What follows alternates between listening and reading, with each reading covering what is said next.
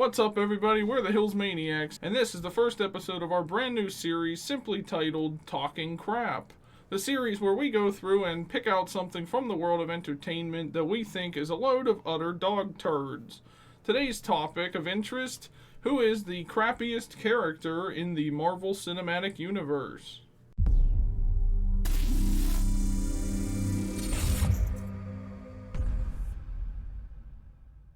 So basically how this works is we've selected three characters from the Marvel... Technically for this time, okay. 2 characters and a group. Yes. We've selected 3 characters from the Marvel Cinematic Universe that we thought weren't really that interesting and didn't need to be introduced to this, to the franchise at all, really, or they could have been introduced in a better way. The 3 characters that we have selected, of course, are Mantis from Guardians of the Galaxy Volume 2, the Collector from Guardians of the Galaxy Volume 1, and the Warriors 3, whose names I still don't remember. Well, there's Hogan, Volstagg, and Sandrell or something like that. Arundel, Rivendell, that guy. Them peoples, which were basically Thor's, 3 companions. Yes. Protectors of Asgard. 3 companions, that were first introduced in the Thor movie. Good job. In the first Thor movie. So, we're gonna decide which one of these 3 is the crappiest of the bunch. But first, we're gonna go through and talk about why we hate each one of them. So let's start with Mantis. So first of all, Mantis, the way I look at this is she doesn't really have any powers that, any good powers that we've seen so far. Now, I feel like maybe they're building her up to have, good powers somewhere down the line. Maybe the third installment. Comics, right? So I'm not sure exactly what she did in the comics, but in the movies, all she did was basically she was there to put Ego to sleep in Guardians Volume 2. And Thanos in Infinity War. And that's it. She puts people to sleep, and she put us to sleep. And now she's, part of the Guardians team, which, honestly, I feel like she doesn't need to be. I feel like she's just one of those characters that's, it should have just been, a one-off. Yeah. She was part of Ego's planet or whatever, and just been done. Right. Technically, they, rescued her from Ego, but other than that, I don't feel like she contributes anything to the MCU. Nope. What do you think? No?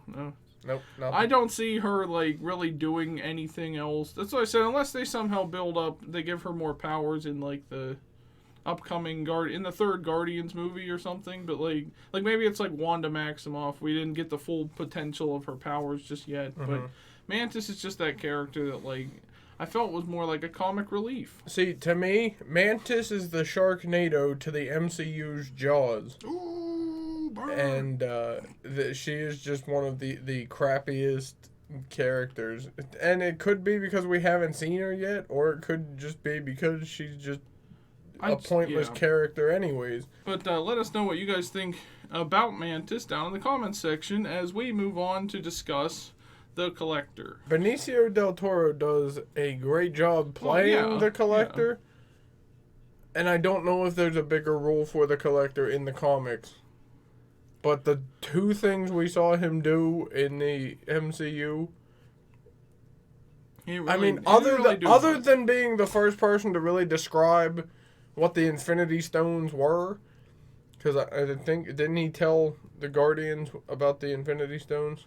Yeah, but he explained it just the way... Other than being the first person that we hear explain the Infinity Stones until Wong again, I think. Well, actually, was it Wong? Odin explained it first in Thor the Dark World. Well, nobody watched that movie.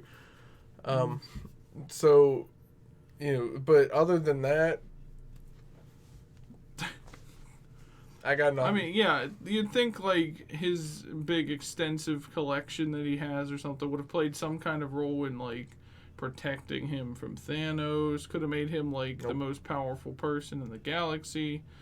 That's what it kind of was setting up, because, when... he had, 2 of the... When Sif and I think Volstagg brought the ether to him at the end of Thor the Dark World, he said, you know, 1 down, 5 to go. So to me, at that time, it felt like maybe he was like working for Thanos or just trying to collect the stones himself. But I don't think he would have done anything like with the Infinity Stones. Could you imagine if he had collected the Gauntlet and all 6 Infinity Stones? But it would be like getting the 5 pieces of Exodia. Like you just. But he can't use them because he's not powerful enough to. Yeah, he'd die, but he'd put it on and just snap. I just don't feel, and now that he's like dead anyways, because like Thanos killed him. Or is he? We don't need to see him anymore. Like I don't think he really contributed much anyway, other than like he was the one buying the orb from them in Guardians of the Galaxy. So the Collector didn't really bring much to the MCU either, I feel like. Yeah. Other than Howard the Duck, apparently. And Cosmo. The space dog. And Howard the Duck was apparently in that final battle in Endgame? Yeah. Maybe we'll see Cosmo the space dog again. Who knows? And then finally, we're going to talk about the Warriors 3 from Thor. The most pointless characters they pulled the Thor movies. They pulled a Kit Fisto and died from the Emperor Palpatine of Thor Ragnarok, aka Hela. I mean, Kit Fisto wasn't the only one that got killed. Well, no, but she killed them like easier than swatting a fly. Hey, that one, I mean, Hogan survived. The Asian one, yeah, Hogan. Is that Hogan? Yeah, the Asian one. He ended up, the chosen one. Yeah, he survived for a little bit. I just think it's funny how they were in all 3 Thor movies. Did nothing in any of them. Yeah, they didn't really. They pretty much just kind of hung out with Thor for a little bit in the first one, and then showed up on Earth. Well, they helped him. They helped him escape, didn't they? Yeah, and then the second one they helped him escape in Thor: The Dark World, but that's really all they did. And we don't see them again after that, really. Great defenders of Asgard. Like Sif did more than they did, and she wasn't even in the 3rd movie. And then then they just get straight up murdered by Hela in the 3rd movie. So. They didn't really contribute much, I feel like, to the MCU as a whole or to Thor's story at all, really. They were just kind of like... They pulled a Cedric Diggory. They were just side characters that Thor just kind of had. They were like friends of his, you know. They weren't there in the, fight with Thanos when he took over their ship and all that stuff.